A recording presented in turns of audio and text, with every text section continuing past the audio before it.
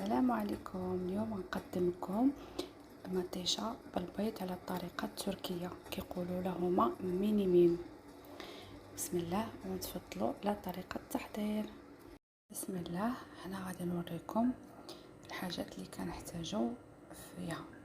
هنايا عندنا بصل مقطع مربعات صغار، هنايا مطيشة مقطعة مربعات صغار، فلفل حار مقطع دوابر صغارين، معلقه الزبده، معلقه الزيت، شويه الملح، شويه الفلفل الاسود الابزار، شويه البابريكا، شويه السوداني والبيض. اول حاجه غنحطوا الزيت والزبده،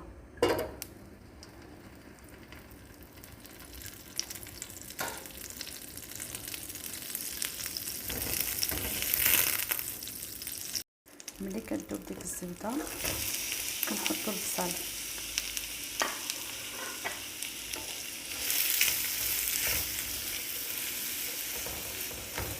نحركوها هكذا.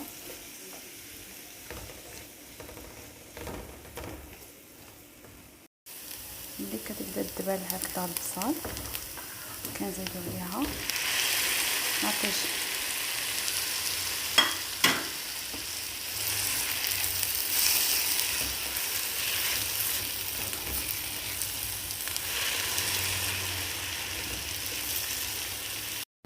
صافي. ملي كيبدا الطهور ديال المطيشه كنعملو ليها هذاك الفلفل الحار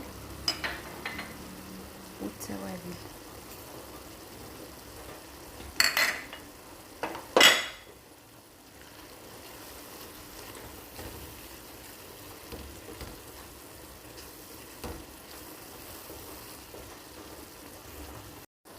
هنا كنعملو البيض كنخلطوه هكذا.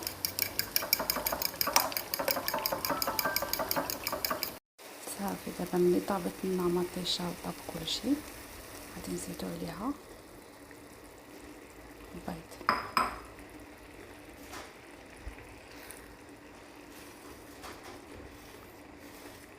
صافي هي كطيب وحنا كنحركو.